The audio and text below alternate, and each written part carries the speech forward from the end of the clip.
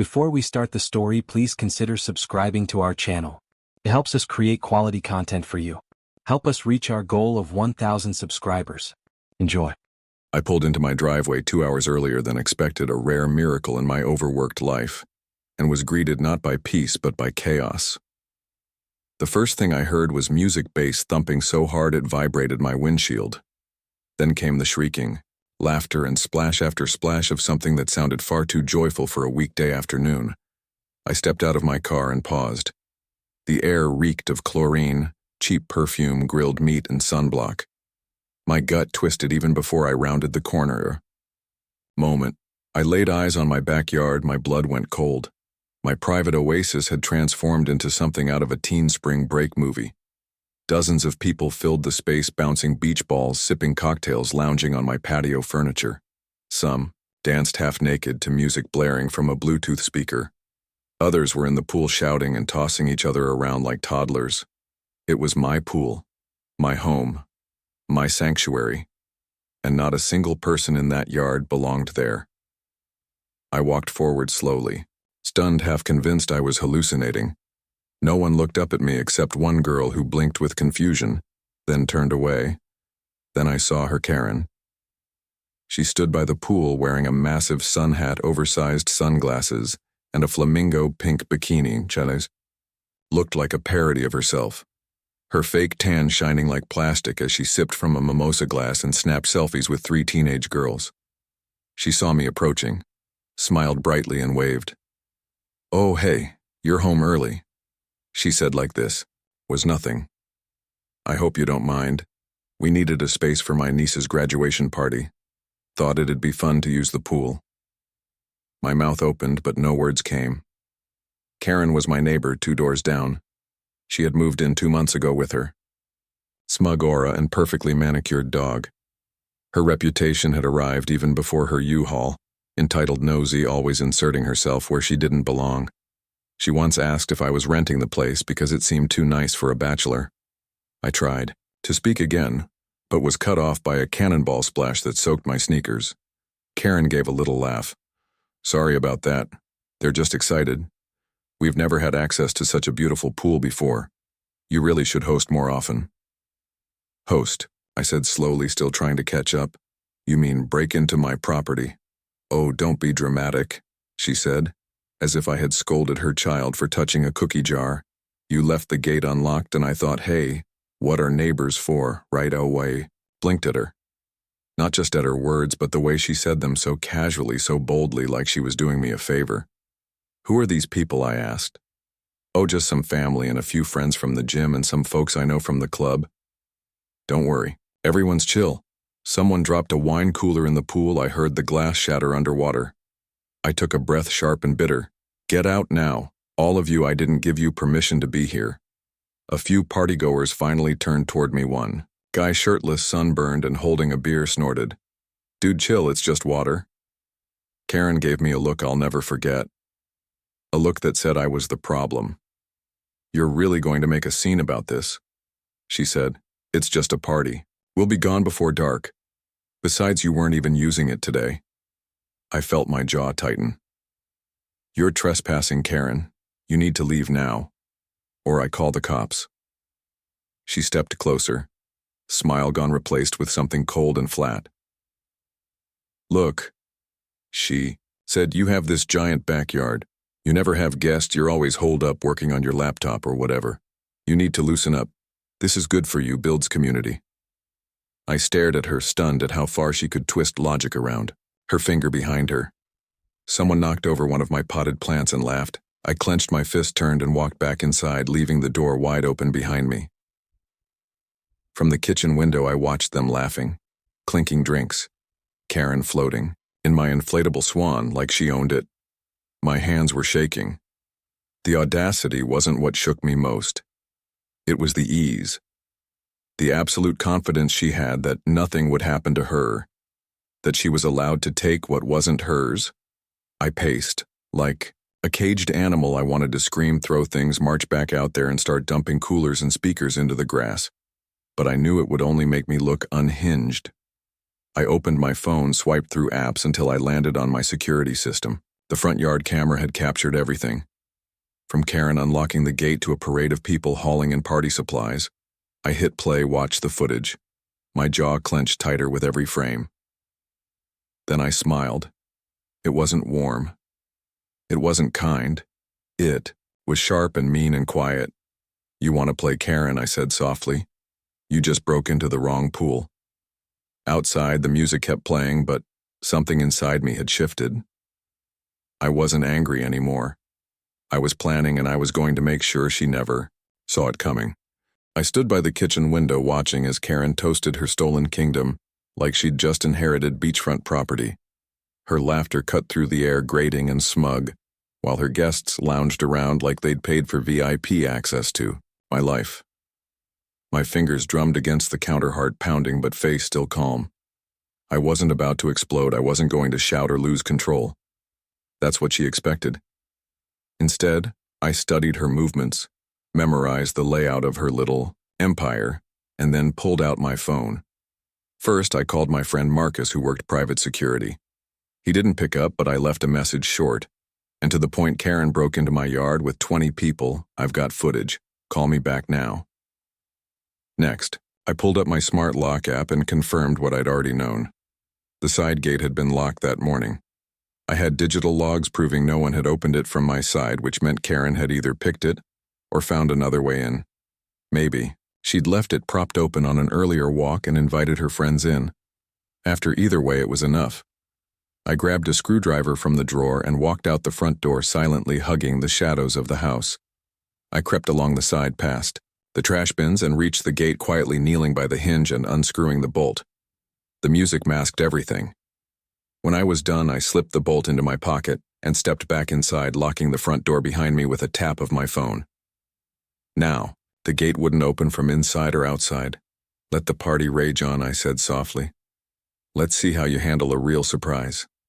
I returned to the window. Karen was dancing now, arms flailing in a mock hula with some guy who looked like he'd forgotten sunscreen for the last 10 years. She twirled and wobbled, nearly knocking over my citronella candle, and then dove into the pool with a shriek. I recorded the whole thing. Not just the footage from my security cams, but on my phone too. From the shattered glass near the diving board to the beer pong cups lined along my deck chairs, I zoomed in on faces, made sure to capture every angle, every infraction. I texted Marcus again, and this time he replied, "On it." "Want me to call in a favor?" I replied with a thumbs up and a single word. Yes. An hour passed and the party only got louder. A neighbor peeked over the fence, then disappeared, clearly not wanting to get involved. A shame, since she'd once lectured me about noise during my backyard barbecue last year, which featured 3 guests and a soft jazz playlist. I waited until the sun began to dip low enough that the shadows stretched across the yard, and the golden hour bathed everyone in a deceptively innocent light. Then I walked outside and stood at the edge of the patio, hands in my pockets. A few people noticed me this time. A couple of them even looked sheepish, but no one moved. Karen floated on her back, her hair slicked, and sunglasses still somehow on her face. "You're back," she said, yawning like this was her vacation rental. "Want a drink? We've got sangria and watermelon seltzers." I didn't speak. I just stared at her and then pointed to the broken plant pot near her towel. "That was antique," I said calmly. "My grandmother's." She shrugged. "Well, maybe don't leave breakables by the pool. You broke in, Karen. You trespassed. You brought 20 people to my home without permission. You damaged property." She sat up, waving her hand dismissively. "You're being dramatic again. It's just a party. No one's hurt, no one's breaking anything important. We'll clean up, I promise." Someone burped behind her and tossed a paper plate into the bushes. "Besides," she added, "it's not like you were using it. I want you out now. All of you." She stood slowly, water dripping from her like she was shedding a snakeskin. "You really going to kick out a bunch of teenagers celebrating graduation? You really going to be that guy?" I smiled, but it didn't reach my eyes. "I'm not kicking them out, Karen. You are, but you'll have to figure out how to do that with the gate locked." She blinked, then turned and marched to the gate, yanked the handle and stopped. It didn't move. She jiggled, hit harder, frowned, and pushed, still nothing. "What the hell?" It's locked from the outside and I removed the bolt. The words hit like a slap. What is wrong with you? She snapped. You can't just trap people inside your yard. That's illegal. You're not supposed to be here, I said. This is private property you broke in. You'll leave when I say you can or when the police arrive to escort you out. For the first time, I saw the color drain from her face. What police? I held up my phone where a timer had just finished counting down. As if on cue, red and blue lights flickered across the wooden fence tires crunching up my driveway. Karen spun around, wild eyes scanning her crowd for someone to blame. But all she found were confused faces and a few people already gathering towels. The gate wouldn't open and neither would the front door. They were trapped, and I had receipts for everything. The officers stepped into view and the party finally started to quiet. Karen turned back to me, eyes narrowing. You're going to regret this. I smiled slowly and stepped aside as the officers approached. No, Karen, I don't think I will. And just like that, the party was over, or at least the part she thought she controlled. The real show was just beginning. The officers approached with measured steps, their presence alone enough to silence the remaining laughter and loud chatter.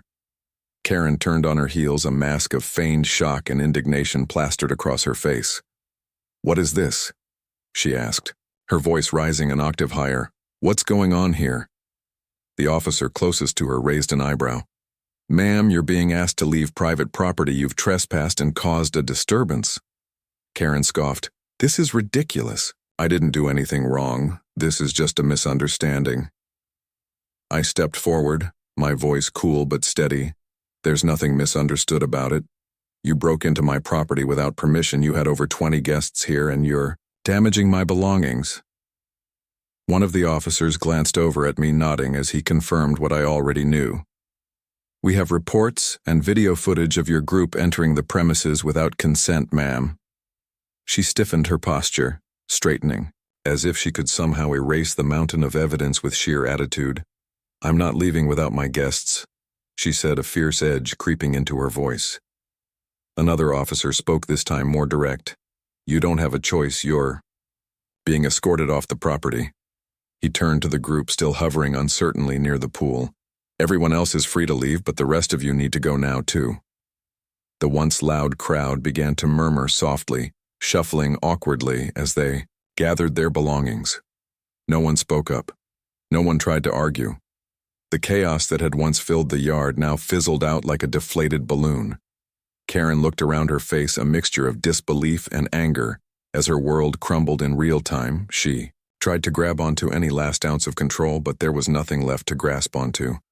She opened her mouth to protest, but the officer shook his head. You need to leave now, he repeated. She paused, her eyes flickering to the others who were already picking up their things and slowly backing away from the scene. The song that had been blaring only moments ago now seemed distant, a reminder of how quickly things could change. Karen's hand trembled as she pulled her phone from her bag, clearly searching for an answer that wasn't going to come. Her lips moved, but no sound escaped, and I couldn't help but enjoy the irony of watching her struggle to reclaim control over something she had no right to in the first place. Are you seriously calling your lawyer right now? I asked, my voice quieter but edged with disbelief. Her eyes shot up, meeting mine, a storm of frustration boiling in her gaze. This isn't over. You'll regret this.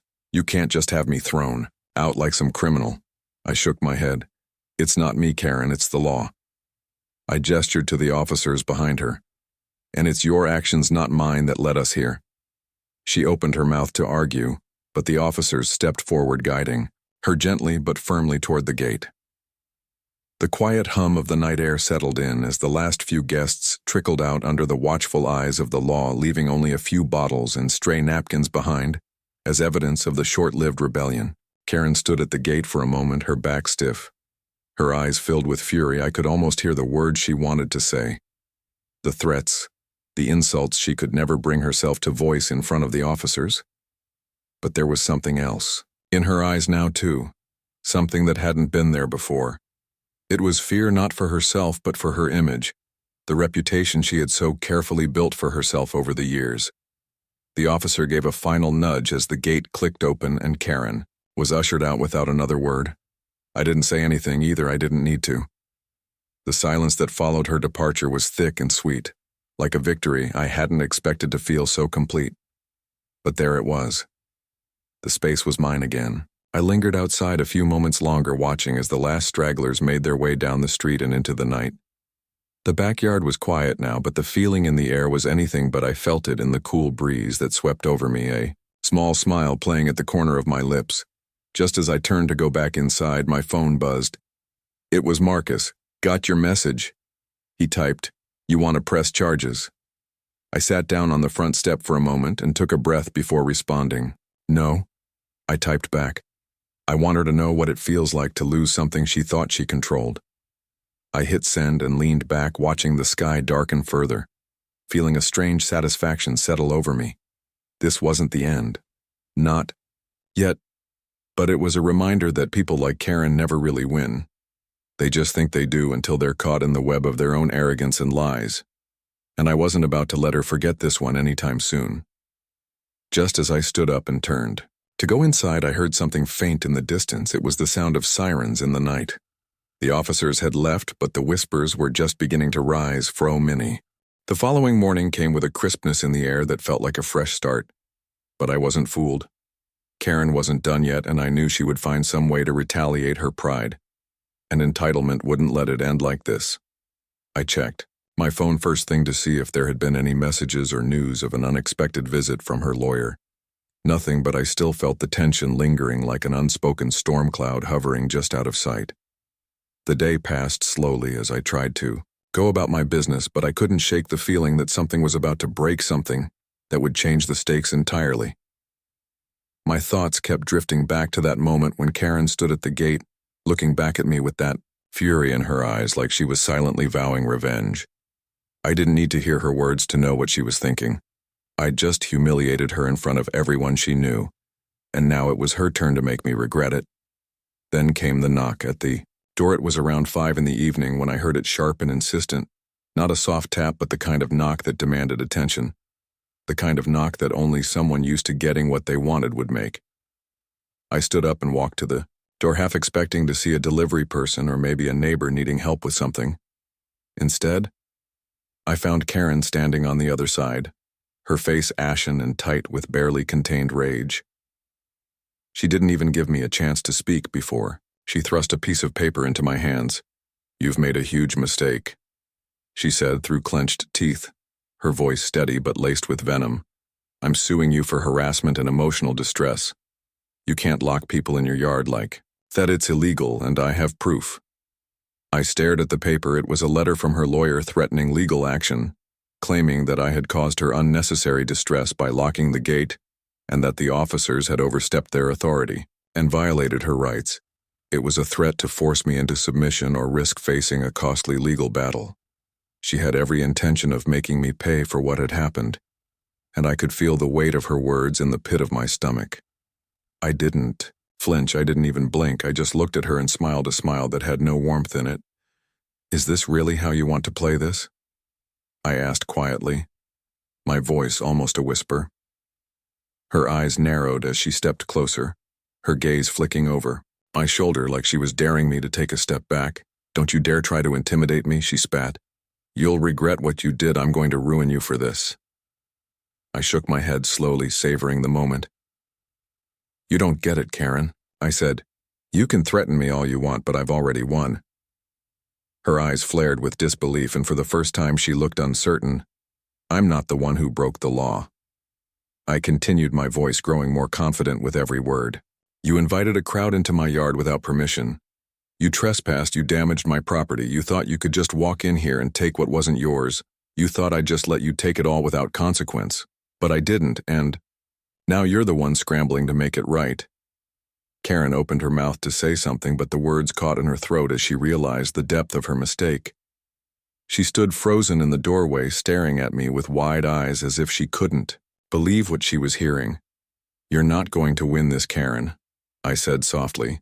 "You're not going to get away with it. You're already losing, and you don't even know it." And that was the moment it clicked for her. She could see the shift in the air the same way I had the night before. The realization that everything she thought she could control was slipping away from her fingers, faster than she could react.